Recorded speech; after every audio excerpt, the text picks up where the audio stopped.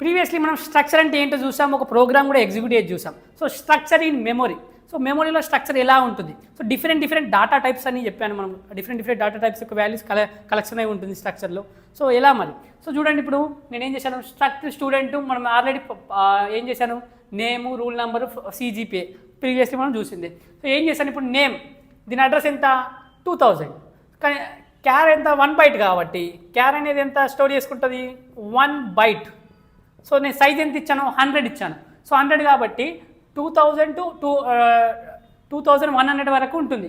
చూడండి rule number వచ్చేసరికి, rule number ఏంటి ఇంటీజర్ టైపు. సో ఎంత ఇంటీజర్ అంటే ఎంత 4 బైట్. కన్ఫ్యూజ్ అయ్యే అవసరం లేదు మనకు, సింపుల్గా క్యార్ అంటే 1 బైట్, ఇంటీజర్ అంటే 4 బైట్ స్టోర్ చేసుకుంటుంది. సో చూడండి 2100 తర్వాత ఏంటి మళ్ళీ ఫ్లోట్ కూడా ఎంత 4 బైట్స్ స్టోర్ చేసుకుంటుంది. సో అది తెలిసింది. సో అందుకే 2000 అడ్రస్ ఉంది, తర్వాత 2100, ఎందుకంటే ఒక్కొక్క బైట్ ఉంటుంది కాబట్టి 100 అని సైజ్ చెప్పాను. సో నేమ్కి ఇక్కడ క్యార్ నేమ్ అని ఇచ్చాను కాబట్టి సో 2100, తర్వాత 2104 అనేది అడ్రస్ ఉంది. చూడండి ఒకసారి, నేము, రూల్ నెంబర్, CGPA. సో అయిపోయింది. నెక్స్ట్ ఏంటి, మనం ఎలాగైతే అరేలో చూసామో ఏంటి మనం కంటిగ్యూయస్ మెమొరీ అలొకేషన్ జరుగుతుందో ఇక్కడ కూడా structures are stored in contiguous memory location. Structures are stored in the contiguous memory location. చూడండి దీని తర్వాత దీన్ని ఇలా గ్యాప్ లేకుండా చూడండి అడ్రస్. సో ఈ విధంగా కంటిగ్యూయస్ మెమొరీ లొకేషన్లో స్టోర్ అవుతూ వెళ్తుంది. తర్వాత అరే ఆఫ్ స్ట్రక్చర్ చూద్దాం.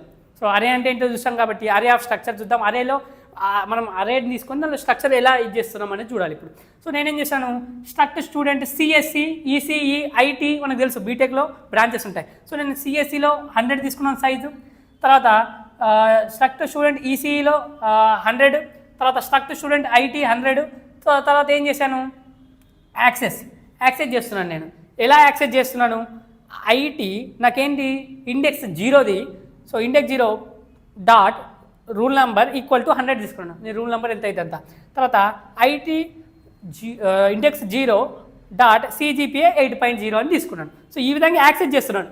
ఈ విధంగా నేను రాశాను, అరే ఆఫ్ స్ట్రక్చర్ని రాశాను. యాక్సెస్ చేయాలంటే ఈ విధంగా మనం డాట్ పెట్టేసి నాకు ఏది కావాలి IT 0, లేకపోతే 1 అయితే 1, 2 అయితే 2 ఇండెక్స్.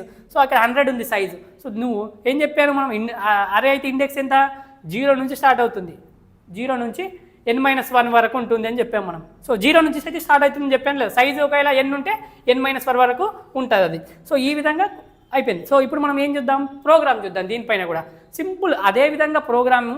సో నేనేం చేస్తున్నాను, సింపుల్గా అదే సేమ్ టైప్లో ప్రోగ్రామ్ ఉంది కాబట్టి సింపుల్గా దీన్ని ఎక్స్ప్లెయిన్ చేస్తాను.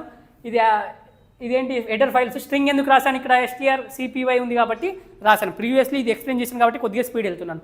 సో స్ట్రక్ట్ స్టూడెంట్ ఇదంతా ఏంటి, మనం already rule number, CGPA, name ఇచ్చేసాను. సో ఇక్కడ వరకు మనకు అరే లైక్ స్ట్రక్చర్ అనేది డిఫైన్ అయిపోయింది. సో ఇప్పుడు మెయిన్ ఫంక్షన్ స్టార్ట్ అయింది. స్ట్రక్ట్ స్టూడెంట్ ECE 100 ఇక్కడ డిక్లేర్ చేసేసాను నేను.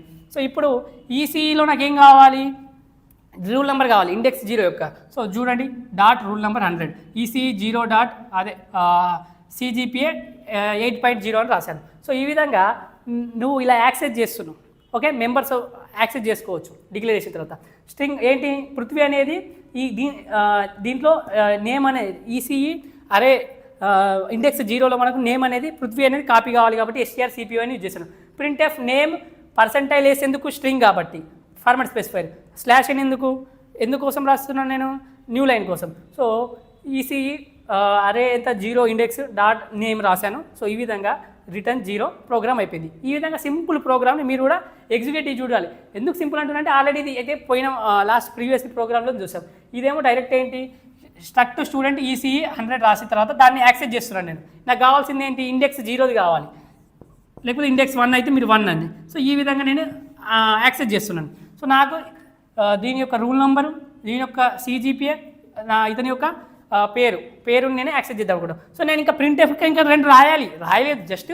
ఇంకా మీరు కూడా printf కావాలనుకుంటే నాకు రూల్ నెంబర్ అంటే ఏంటి, సపోజ్ నాకు ఇక్కడ printf,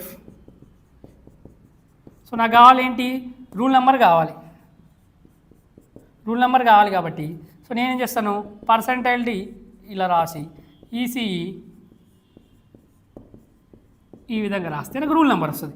సో ఆ విధంగానే నువ్వు ఇంకా నేము, రూల్ నెంబర్ తర్వాత ఏంటి, CGPA కూడా %f పెట్టేసి యాక్సెస్ కావాలనుకుంటే ప్రింట్ అయిపోతుంది. సో ఈ విధంగా నేను ఒక ప్రోగ్రామ్లో కూడా ఒకటో రెండో మన ప్రింట్ఎఫ్ రాసి తొందరగా నేర్చుకుందాం. మన కాన్సెప్ట్ అర్థం కావాలి మెయిన్గా. సో నువ్వు ప్రింట్ఎఫ్లో ఇంకో స్టేట్మెంట్ రాస్తే ఇంకో స్టేట్మెంట్ కావాల్సింది ఏంటి, ఇంకోటి ఏముంది, CGP కావాలంటే ఇక్కడ CGPA = పర్సెంటైల్ F అని రాస్తావు. సో ఈ విధంగా నువ్వు ప్రోగ్రామ్ని ఎగ్జిక్యూట్ చేసి చూడు. ఇప్పుడు నేను VS Codeలో ఎగ్జిక్యూట్ చేసి చూద్దాం.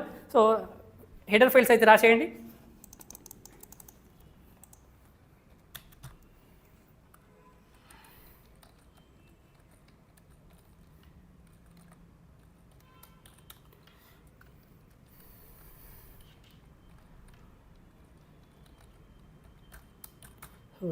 ఇప్పుడు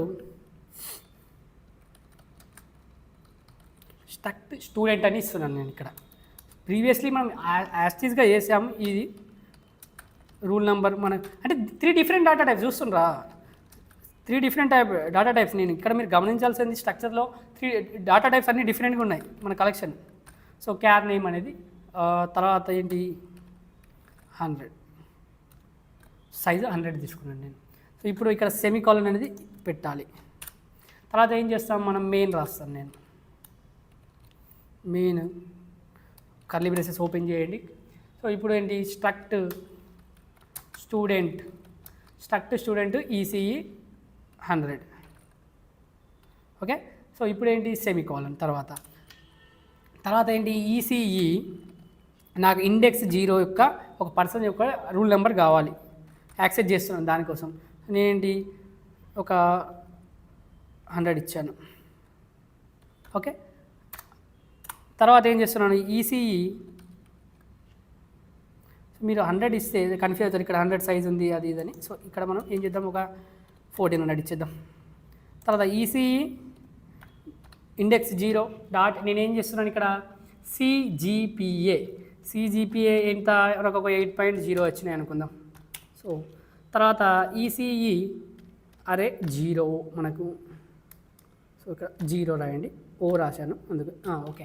సో ఇప్పుడు తర్వాత ఏంటి మనకు, మనం ఆల్రెడీ ఈ 2 అయిపోయినాయి. రూల్ నెంబర్ CGPA రాశాను. నేను నేమ్ని కాపీ చేయాలనుకుంటున్నాను, స్ట్రింగ్ కాబట్టి strcpy, అందుకోసమే string డాట్ h అనేది రాశాను. సో ఇప్పుడు ఏం చేస్తాను, దీంట్లో కాపీ చేసేద్దాం మనం. సో ఈజీగా కాపీ చేస్తే ఇప్పుడు నేమ్ని కాపీ చేసేద్దాం. నేమ్ రాసేస్తాను, పృథ్వీ అని నేమ్ ఇచ్చేసా. సో ఇప్పుడు స్టేట్మెంట్ బ్రాకెట్ తర్వాత సెమీకాలన్ వచ్చిన తర్వాత ఇప్పుడు ప్రింట్ఎఫ్ స్టేట్మెంట్ రాయండి. ప్రింట్ఎఫ్ ఏం చేస్తున్నాను, ప్రింట్ఎఫ్ ఫస్ట్ నా నేమ్ ఏంటి, నేమ్ మనది, దానికి ఫార్మాట్ స్పెసిఫైర్ ఏంటి, పర్సెంటైల్ S ఇచ్చాను. తర్వాత /n \n మనం ఎందుకోసం ఇస్తాం, ఇది న్యూ లైన్ కోసం ఇస్తున్నాను. సో ECE నాకు కావాల్సింది యాక్సెస్ చేయడం, మనం దేని ప్రింట్ కావాలి మనది .name. ఓకే. సో ఈ విధంగా ప్రింట్ఎఫ్ రాశాను. సో నాకు ఇంకా రూల్ నెంబర్ కావాలనుకుంటే రూల్ నెంబర్. సో ఇంకొక స్టేట్మెంట్ అయితే ఇంకో స్టేట్మెంట్ మీ ఇష్టం. రూల్ నెంబర్ పర్సెంటైల్ D, ఎందుకంటే అది ఇంటీజర్ కాబట్టి. ECE 0 డాట్ రూల్, ఎందుకంటే పైన రూల్ అని ఇచ్చాను కాబట్టి రూల్ అని ఇస్తున్నాను. సో నాకు ఇక్కడ సెమీకాలన్ రావాలి. సో ఈ విధంగా ప్రోగ్రామ్ అయితే రాసేస్తాను. సో ప్రోగ్రామ్ చూసుకోండి, సింపుల్ ప్రోగ్రామ్. సో అక్కడ మనం అరే ఆఫ్ స్ట్రక్చర్ అంటే మనం స్ట్రక్చర్లో అరే ఏ విధంగా యూజ్ చేస్తున్నాం అని, ఏ విధంగా రాస్తున్నాం అని చూస్తున్నాం అంతే. సో సేవ్ చేసేద్దాం దీన్ని. స్ట్రక్చర్ అని సేవ్ చేస్తున్నాను నేనైతే. మీరు స్ట్రక్చర్ డాట్ సి ఇచ్చి సేవ్ చేయాలి. మనం స్టార్టింగ్లో చూసేసాం ఇది. సో ఇప్పుడు ఏం చేయాలి, మనం న్యూ టర్మినల్ ఓపెన్ చేసి GCC structure dot C. So ఇక్కడ నాకు ఒక్క నిమిషం, స్ట్రక్చర్ ఒకసారి సేవ్ చేద్దాం. మళ్ళీ సేవ్ చేసి, సో నాకు అక్కడ కంపైలర్కి అందలేదు ఇన్ఫర్మేషన్ మనకి. సో సేవ్ చేయండి. మళ్ళీ సేవ్ చేసిన తర్వాత న్యూ టర్మినల్ ఓపెన్ చేయండి. GCC structure dot C. So ఇక్కడ నాకేమో మనం ఏదో మిస్టేక్ చేసాం. నేమ్ పృథ్వీ దగ్గర L ఇక్కడ ఎక్స్ట్రా రాశాను, అందుకే నాకు చూడండి ఎర్రర్ చూపించదే లేదా. సో చిన్న మిస్టేకే కానీ ఎర్రర్ చూపించింది. సో ఇప్పుడు ఏం చేయాలి, ఎర్రర్ వచ్చినప్పుడు రెక్టిఫై చేసేసాను. సో మళ్ళీ ఏం చేయాలి, సేవ్ చేయాలి. సేవ్ చేసేసాను.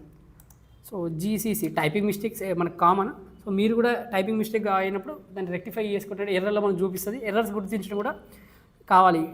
ఎర్రర్స్ గుర్తిస్తే మీకు ఇంకా ఆ ప్రోగ్రామింగ్ అనేది ఇంకా అర్థమైపోతుంది. So GCC structure .c. So నాకు ఎలాంటి ఎర్రర్స్ లేవు కాబట్టి ఇప్పుడు ఏంది, ఇప్పుడు నేను ఎగ్జిక్యూట్ చేస్తున్నాను. సో చూడండి, నాకు నేమ్ ఈక్వల్ టు పృథ్వీ అని వచ్చింది, రూల్ నెంబర్ ఈక్వల్ టు 1400. నేను రూల్ నెంబర్ 1400 ఇచ్చాను. ఒకవేళ నాకు CGP కావాలనుకుంటే ఇంకో ప్రింట్ఎఫ్ స్టేట్మెంట్ ఇస్తే నాకు CGP వచ్చింది, నేమ్ వచ్చింది, రూల్ నెంబర్ వచ్చింది. సో ఈ విధంగా మీరు ఈ స్ట్రక్చర్ ఇన్ మెమరీ కావచ్చు, తర్వాత అరే స్ట్రక్చర్ చూసారు కదా. సో ఈ ప్రోగ్రామ్ని అయితే ఒకసారి ప్రాక్టీస్ చేయండి. మళ్ళీ నెక్స్ట్ వీడియోలో మనం ఇంకో అరేలో ఇనిషియలైజేషన్ చూద్దాం, లైక్ స్ట్రక్చర్లో ఇనిషియలైజేషన్ చూద్దాం. సో నెక్స్ట్ వీడియోలో